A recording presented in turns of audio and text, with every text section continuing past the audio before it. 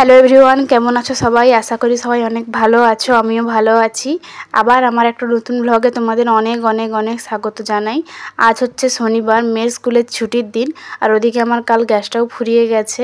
তো এত ভালো সুযোগটা আমি আর হাতছাড়া করতে চাইলাম না, তাই চলে এসেছি বাবার বাড়ি ঘুরতে।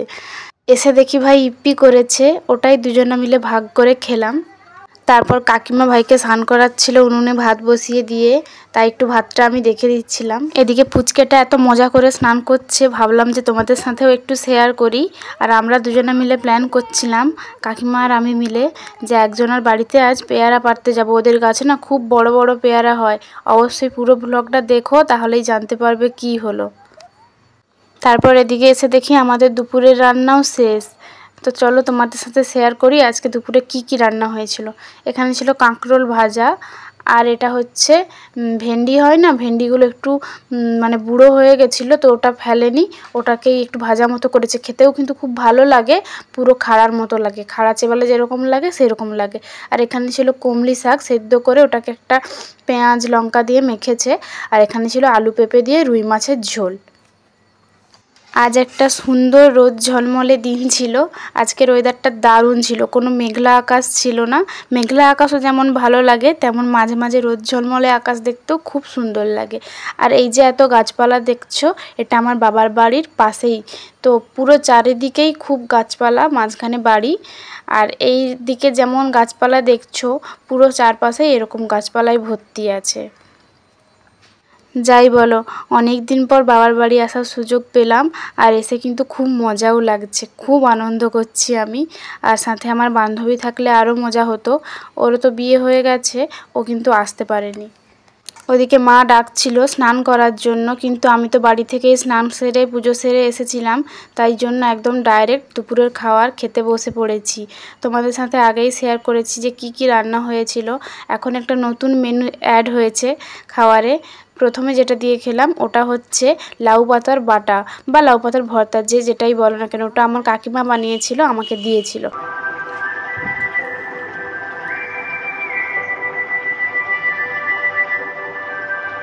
দুপুরে খাওয়ার পর একটুও ঘুমাইনি। কাকিমা বলল চল পেয়ারাগুলো পেড়ে আনি। তো দেখো চলে এসেছি পেয়ারা পাড়তে। আসলে এটা অন্য কারোর গাছ নয়, এটা আমার ঠাম্মা লাগিয়েছিল গাছটা, আর এটা আমাদেরই বাড়ির পাশে। তো দেখো একটা ছোট্ট গাছে কত পেয়ারা হয়েছে। গাছটা লাগিয়েছিল ঠাম্মা আগের বছর, কিন্তু এবছর যে এত পেয়ারা হবে তো কেউ সেটা ভাবতেই পারেনি।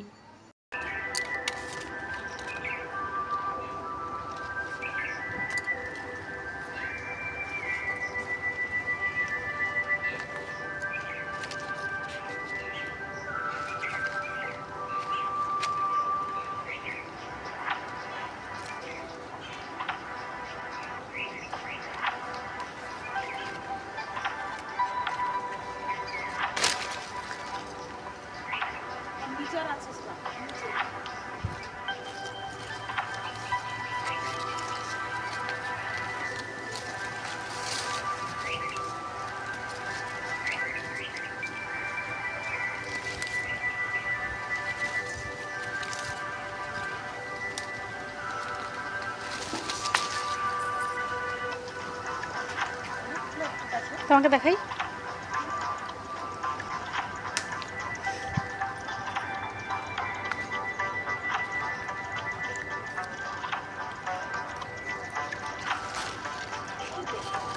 এগুলো পাকেনি, আর একটু ভালো পাকবে।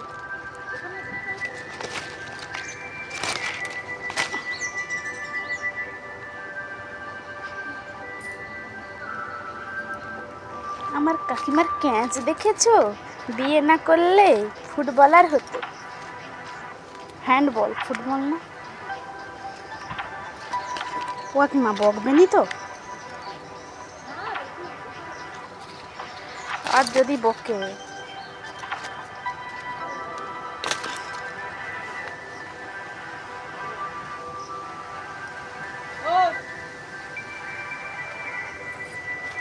আর এইটা ধরো, একবারে লুলেইছে তারপরে তুলছি, একবারে লুলেইছে এগুলা দেখেছি। ধর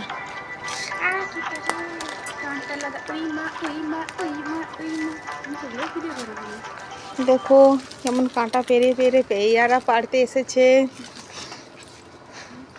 অনেক দিন পর গাছ থেকে কোনো জিনিস পারলাম, তো নিজে হাতে করে গাছ থেকে পেড়ে খেতে না খুব মজা লাগে, খুব স্যাটিসফাইং লাগে। তো এই যে এতগুলো পেয়ারা পেড়েছিলাম, তার মধ্যে বাড়িতে সবাই একটা একটা করে খাওয়া হবে। আরও কিছু পেয়ারা ছিল যেগুলো হচ্ছে আমি বাড়ি নিয়ে যাব, ওগুলো এখন ঠাম্মা তুলে রাখবে। তো এই যে দেখো, এটাই আমার ঠাম্মা, উনি আগের মানুষ। তো দাঁত যে মাজে ওগুলো হচ্ছে কি গুঁড়াকু বলে, তোমাদের ওখানে কি বলে তো জানি না, সবাই কমেন্ট করে জানিও। আমাদের এখানে ওটাকে বলে গুঁড়াকু। আমার ঠাম্মা ওটা দিয়েই দাঁত মাজে, আর ওটা দিয়ে দাঁত মাজলে নাকি নেশা হয়। আর আমাদের এই পুকুরটা দেখো, এটা পাকার ঘাট করা আছে। আর তোমাদের সাথে চলো একটু বাড়ির চারপাশটা শেয়ার করি। তো এই যে সামনেই দেখতে পাচ্ছ প্রচুর গাছপালা, এর মধ্যে ফুলের গাছও অনেক। এই যে গাছটা দেখছো, এটা হচ্ছে একটা লাল জবা ফুলের গাছ, অনেক বড় গাছ।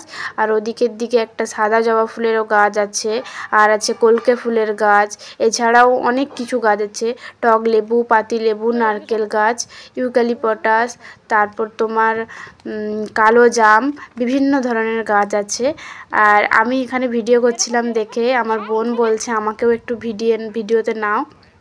তো এটা হচ্ছে আমার কাকিমার মেয়ে, আর ওখানে যে পুচকেটা প্রথমে স্নান করেছিল ব্লগের শুরুতেই দেখিয়েছিলাম, ওটা হচ্ছে আমার ভাই, মানে এর ভাই।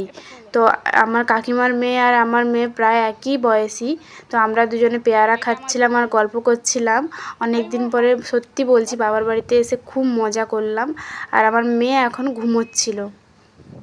কারোর বাবার বাড়িতে ছাদ থাক আর না থাক, বা যে যতই গরিব হোক কিংবা বড়লোক হোক, কিংবা তার টালির ছাউনি হোক কিংবা দোতলা পাকার বাড়ি হোক না কেন, যে যার বাবার বাড়ি সে তার কাছে স্বর্গই মনে হয়।